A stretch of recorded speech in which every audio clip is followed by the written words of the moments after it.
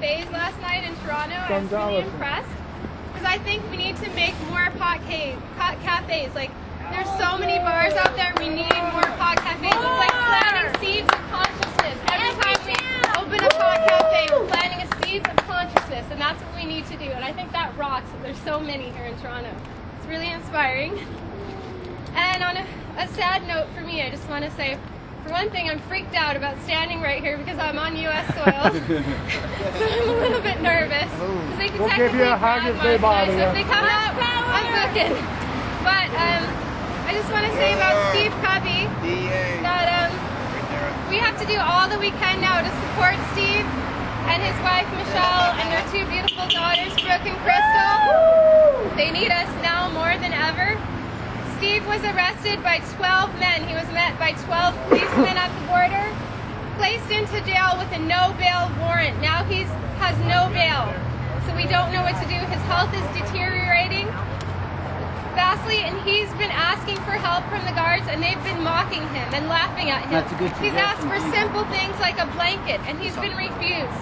This is a man dying who has adrenal cancer, who could die because he doesn't have access to cannabis.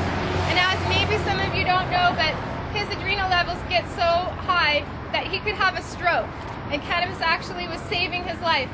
And court-appointed doctors confirm that Steve Covey has adrenal cancer and that cannabis is saving his life. And it's actually a miracle that he's alive today. So we have to do all we can, because I do not want to see Steve die in prison. I already watched my friend Peter McWilliams die because he was denied access to medical cannabis. I can't watch another friend of mine die. It broke my heart watching him in the airport hug his wife goodbye. Tears were streaming down Michelle's face. My heart was like breaking in two. Like, these are my friends. I love them. We all love them. We need to support them and stand by them now.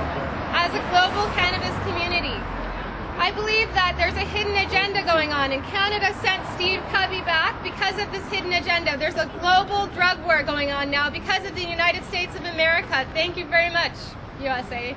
They've spread their global war on drugs around the planet, and it's not a war on drugs, it's a war on our plant culture. It's a war on plants, mushrooms, and cacti, sacred plants. And this has been going on for centuries. Since the Inquisition, this has been going on. And we need to stop it now. We need to stop this now. This is like a dinosaur war. It's over. The plant culture, we are so, for one thing, cannabis is the #1 pastime, illegal pastime around the planet. That's got to say something. We are alive and thriving. They cannot kill us. They cannot continue to imprison our culture. They cannot continue to kill plants and kill the plant culture. We need to come together as a community. And I believe that the reason that they're threatened by cannabis is because cannabis is an entheobotanical, and entheogens are plants and herbs that help us to connect with the God and Goddess within. These plants help us connect with the divine. They're spiritual tools. I think that's why they're so threatened.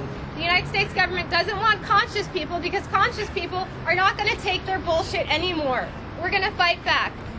We do not want them to commit social genocide on our culture anymore. We need to do all that we can. Steve Covey, I believe he's being politically persecuted. He is not a criminal. He's being politically persecuted. He is dying of cancer. He deserves access to his medicine, a plant that's totally harmless. And really, pharmaceutical drugs are just copies of plant alkaloids. Let's face it, they're copying plant alkaloids, pharmaceutical drugs, and that's what this is about.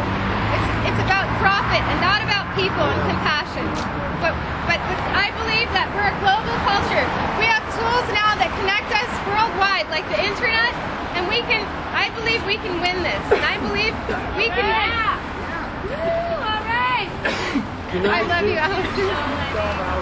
And I think that really because Steve ran for governor of California as a libertarian candidate, and also Steve Covey was part of getting Proposition 215, the California law that originally passed that legalized marijuana for medical purposes, they're persecuting him.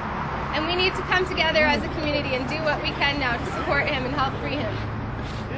And I just want to say, I've been thinking a lot about Bob Marley's song a lot. It's been in my head, keeping me from crying and just being so devastated by this because he's a close friend of mine, and it is breaking my heart. And that's the line. We got to keep on walking on the road to Zion. And I think that's it. We have to keep on walking, and we have to keep on creating. They are on the destructive path, and we are on the creative path. And we have to continue that. Thank you. All right.